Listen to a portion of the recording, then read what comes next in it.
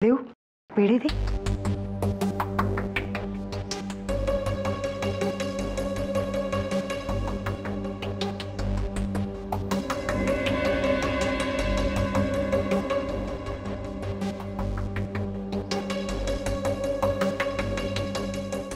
कुठे रमलीयस? दे ना।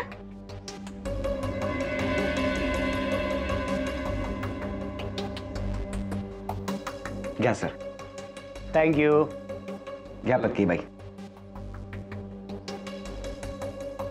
वा, अगदी सुंदर आहे पेढा। राजा शिर्केंची सून म्हटल्यावर काय? देवयानी, तू राजे शिर्केंची सून होणार हे आमचं आणि शाळेचं भाग्यच समजायचं। पण हे जरी घडलं नसतं तरी डीवींची वारसदार म्हणून आम्ही तुझ्याकडेच पाहत होतो। बरं ते जाऊ दे, डीवी सर कुठे आहेत? बरेच दिवसात भेटलो नाही, म्हणजे त्याला भेटून जावं। कुठे आहेत ते आणि त्यांची तब्येत कशी काय आहे? तब्येत छान आहे त्यांची। त्यांना उपचारांसाठी रामानंद निसर्गोपचार केंद्रात ठेवलंय। तिथल्या तज्ञांनी असा सल्ला दिला की महिन्यातून काही दिवस तरी बाबांना तिथेच ठेवावं म्हणून। आता तिथल्या उपचारांना ते प्रतिसादही उत्तम देतात। हे उत्तम झालं, पण मकरंद ते घरी आले की कळवा आम्हाला, मी भेटून जाऊ। हो हो। अहो शरद सर, आता देवयानीच्या लग्नात डीवी सर भेटतीलच की। देवयानी, आम्हाला बोलवायला विसरू नकोस हं?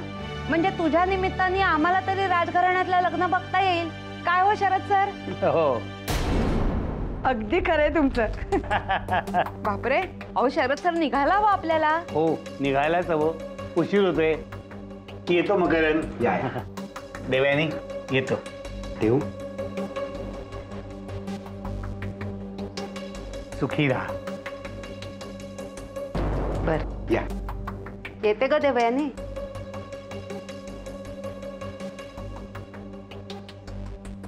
आपली देव खरंच मोठी झाली हा। उद्या रस्त्याने जाताना मला कोणी देवयानीची काकू असं म्हटलं ना तर नवल नाही वाटणार।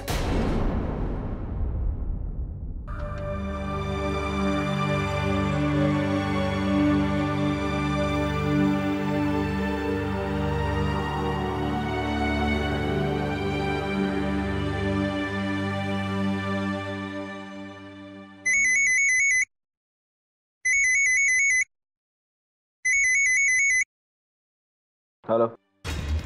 हॅलो विक्रम, अरे काय कुठे आहेस तू? किती वेळा तुला फोन ट्राय केला, व्हॉइसमेलवर मेसेज सुद्धा सोडला पण तुझा काही रिप्लायच नाही आला। मला तुझ्याशी महत्त्वाचं बोलायचं होतं।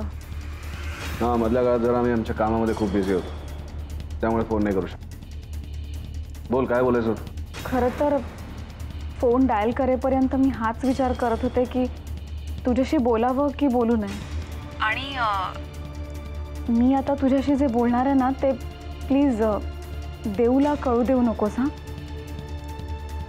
प्रॉमिस? प्रॉमिस नाही सांगणार मी देवयानी। विक्रम, तुम्ही दोघं जण तुमची नवीन प्रॉपर्टी बघून आल्यापासून ना देऊ बदलल्यासारखी वाटते। नाही म्हणजे आमच्यात नेहमीसारखी ती मिसळत नाही आहे ना, म्हणून म्हटलं। आणि एकटीच विचार करत बसलेली असते, काही विचारलं तर धड उत्तरही देत नाही। एक दोनदा मी तिला रडतानाही पाहिलंय। म्हणजे काय घडलंय ते ती कुणाला सांगायलाही तयार नाही। विक्रम, ऐकतोयस ना? नाही म्हणजे मला माहिती आहे मी तुमच्या पर्सनल आयुष्यामध्ये इंटरफेअर करतेय। तुला जर वाईट वाटलं असेल तर लहान बहीण समजून माफ करशील ना? देऊची खूप काळजी वाटते ना, म्हणून तुझ्याशी बोलते। देऊ माझ्यापेक्षा वयाने जरी मोठी असली तरी मनाने खूप हळवी येते। म्हणून विक्रम, खरंच तुला रिक्वेस्ट करतेय, जे काही घडलंय ना ते जर मला सांगितलंस तर माझंही टेन्शन कमी होईल। हॅलो विक्रम, तू गप्प काय आहेस? साक्षी, खरं तर आम्हाला काहीच माहीत नाही आणि आम्ही तुला सांगतो, आम्हाला जर खरंच माहिती असतं तर आम्ही सगळ्यात पहिल्यांदा तुलाच सांगितलं असतं। आम्हाला असं वाटतं की तुला देवयानीच्या मनात काय आहे ते तिला स्वतःला विचारूनच जाणून घ्यायला आहे। मी प्रयत्न करते, पण विक्रम, तुमच्या दोघांच्या रिलेशनमध्ये काही प्रॉब्लेम तर नाही आहे ना? एनिवे आता आम्ही याच्यावर जास्त बोलू शकत नाही तुझ्याशी. परत आपण यावर बोलूया. बाय.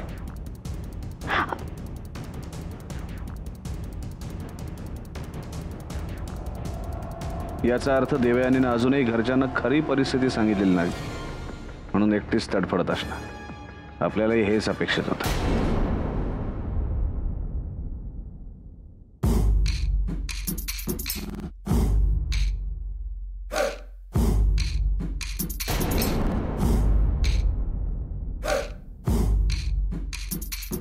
प्रियदर्शनी, आम्ही समोर असताना तुमची तोंड फिरवण्याची हिंमत झालीच कशी? हिम्मत तर करावीच लागेल ना. एकट्यानं जगायचा निर्णय घेतल्यावरती हिम्मत तर करावीच लागेल ना. आम्हाला नाही वाटत की आम्ही या महालात फार दिवस राहू म्हणून. आता का आम्ही असं का ठरवलंय हे जाणून घेण्याआधी तुम्ही जे ठरवून देवयानीशी वागताय त्याचा हेतू तपासून पाहिलात तर फार बरं होईल नाही? वडील भाऊ म्हणून तुम्ही आणि आई म्हणून साईमांनी विक्रम भाऊजींना समजवण्याऐवजी नेहमी त्या देवयानीचं आयुष्य उद्ध्वस्त करण्यात साथ दिलीत त्यांची. प्रश्न फक्त विक्रमादित्यांच्या प्रेमाचा नव्हता, राजे शिर्केंच्या अस्मितेचा पण होता. काय बोलताय तुम्ही? त्या बिचाऱ्या देवयानीच्या आयुष्याशी खेळून हा दुष्टपणा तुम्ही राजे शिर्केंच्या अस्मितेशी जोडताय? कीव येते आम्हाला तुमच्या विचारांची. तोंड सांभाळून बोला प्रियदर्शनी. देवयानी या विषयावर भाषण करण्याची संधी आम्ही तुम्हाला दिलेली नाहीये. ज्या दिवशी आमचा विजय झाला त्याच दिवशी देवयानी हा विषय आमच्या दृष्टीने संपला. म्हणूनच तर आम्हालाही वाटतं की आमचेही या महालातले दिवस संपलेत आता. खोट्या अस्मितेपायी स्वतःची माणुसकी विसरलेल्या माणसांमध्ये जीव गुदमरतो आमचा. लवकरात लवकर आम्ही हा महाल सोडून जाणार आहोत. निर्णय पक्का आहे तर तुमचा?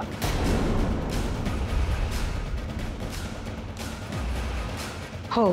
आणि हा निर्णय घेणारा तुम्ही कोण? आमचं आयुष्य आम्ही कुठे जगायचं, कसं जगायचं याचा अधिकार. हा अधिकार अजून राजे शिर्केंचाच आहे.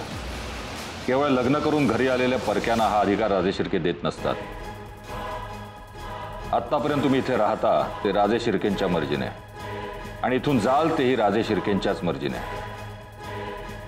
कारण शेवटी हा सुद्धा राजे शिर्केंच्याच अस्मितेचा प्रश्न आहे.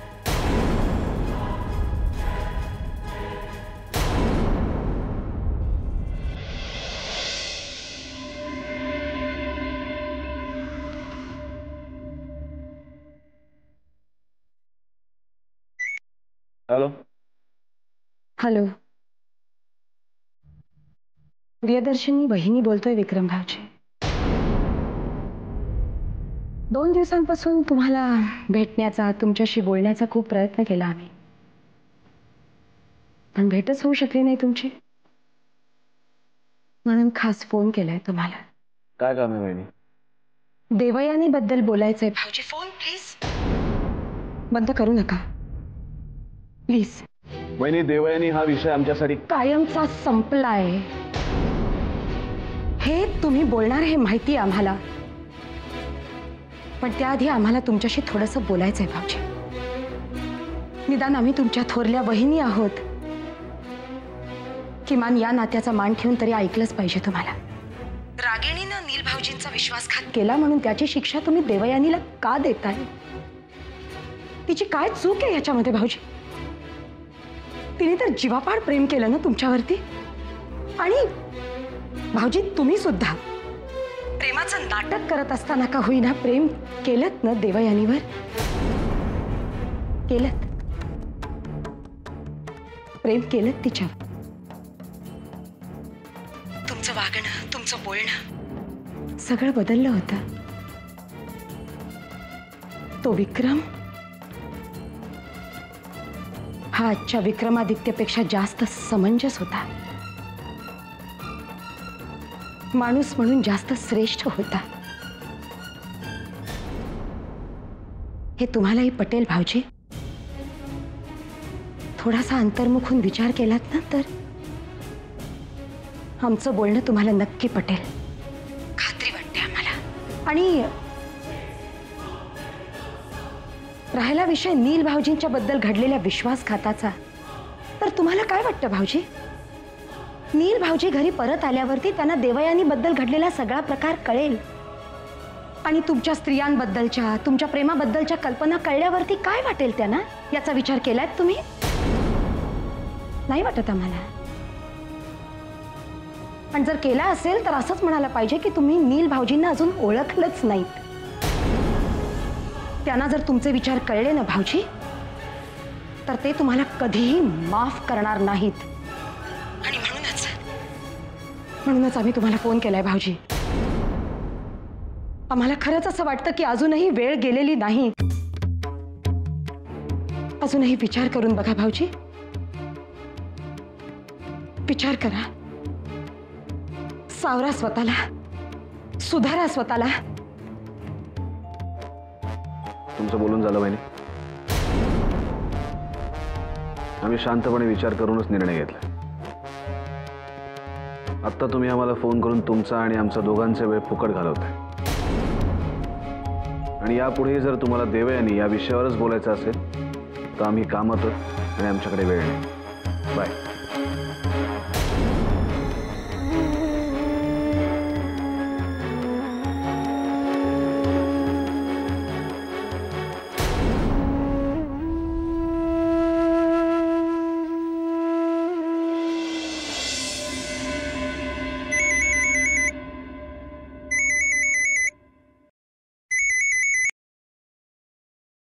हॅलो हॅलो, कोण बोलतोय? हॅलो, प्रियदर्शनी बोलतेय. आम्हाला माहितीये रागवली आहे आमच्यावर. साहजिक आहे, तुझं रागावणं साहजिक आहे. पण देऊ, एक गोष्ट सांगायची आहे तुला. आयुष्यात जे काही घडतं ना ते चांगल्यासाठीच. आणि तू कधी कोणाचं काही वाईट केलेलं नाहीयेस. तुझ्या आयुष्यात कधीही काही वाईट होणार नाही. तुझा आमच्यावर विश्वास आहे ना देवयानी?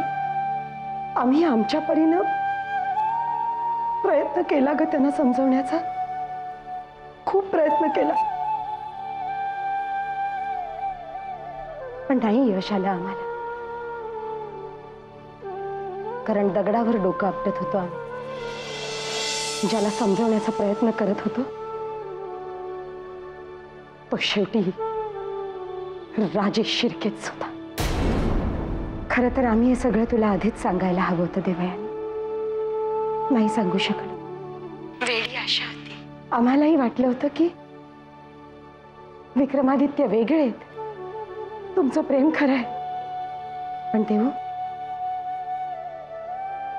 आम्ही आयुष्यभरच्या यातना भोगल्या आहेत, त्या आता तुझ्या वाट्याला येणार नाहीत याचं सुख आहे आम्हाला. खरंच सांगते देवयानी, वाचलीस तू.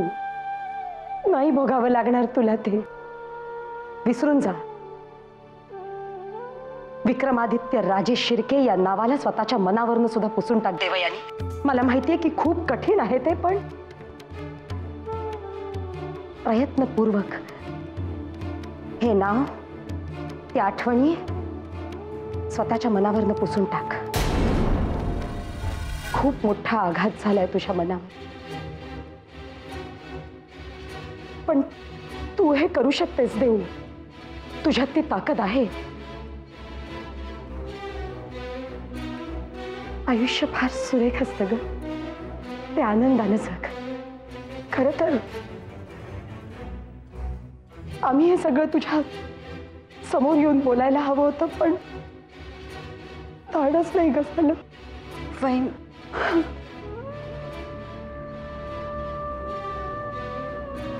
नको मारूस अशी हाक. ते नातच नाही उरलं आपल्यात आता. आम्हाला माफ कर देवयानी. आम्हाला विश्वास आहे तू आम्हाला समजून घेशील. माझ्या देऊला मी खूप चांगली ओळखते. देऊ, तुझ्या नवीन आयुष्यासाठी आमच्या शुभेच्छा. सुखी राहा.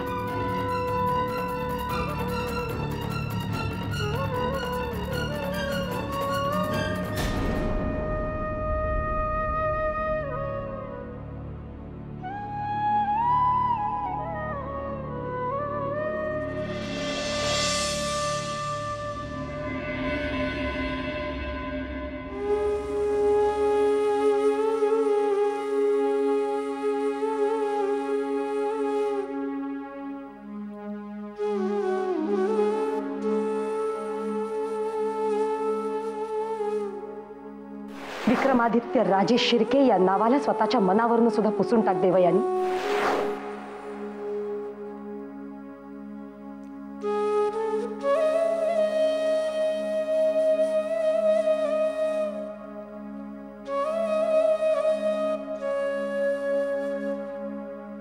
आम्ही आमच्या परीनं प्रयत्न केला ग त्यांना समजवण्याचा. खूप प्रयत्न केला, पण नाही यश आलं आम्हाला. कारण दगडावर डोकं आपटत होतो आम्ही. ज्याला समजवण्याचा प्रयत्न करत होतो तो शेवटी राजेश शिर्केच होता. आम्ही आयुष्यभरच्या यातना भोगल्या आहेत, त्या आता तुझ्या वाट्याला येणार नाहीत याचं सुख आहे आम्हाला. नको मारूस अशी हाक. ते नातच नाही उरलं आपल्यात आता.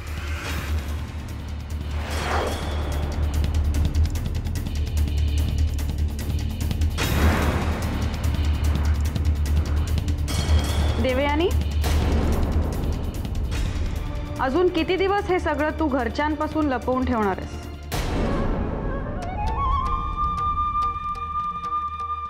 माहित नाही. तुला माहित नसलं तरी आज ना उद्या हे सगळं घरच्यांना कळणारच आहे. मग हे सगळं लपवून ठेवण्याचा अट्टहास का? कारण माझं विक्रमवर मनापासून प्रेम आहे. वेडी आहेस तू. एवढं सगळं घडल्यानंतर एखाद्या मुलीनं जीव देणं पसंत केलं असतं. आणि तू तर काहीच घडलं नाही अशाच आविर्भावात फिरतेस. घरच्यांपासून सगळं लपवून विक्रम बरोबर तुझं लग्न होणार म्हणून सगळ्यांकडून मस्त कौतुक करून घेतेस. कौतुक करायला मी गेले नव्हते, तेच सगळे माझ्याकडे येतात. काही का असेना, पण तू खोटं बोलतेस हे तरी तुला मान्य आहे ना? हो, खोटं बोलतेय, खोटं वागतेय, मी मान्य करते.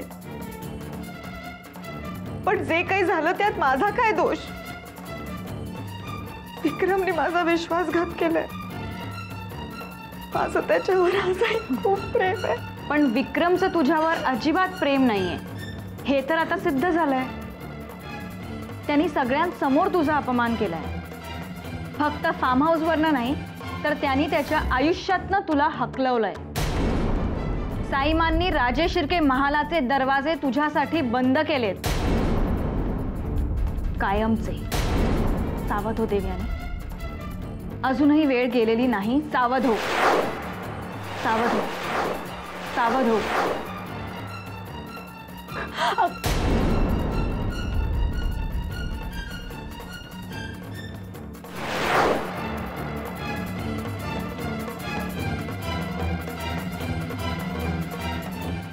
त्यांनी सगळ्यांसमोर तुझा अपमान केलाय. फक्त फार्म हाऊसवरनं नाही तर त्यांनी त्याच्या आयुष्यातनं तुला हकलवलंय.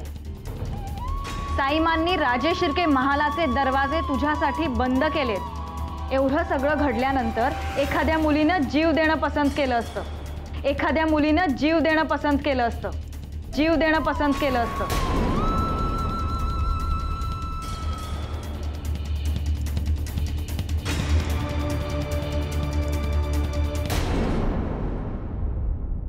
तुला तर यापुढे रोज जागायचंय, रोज जगायचंय, जगता जगता मरायचंय.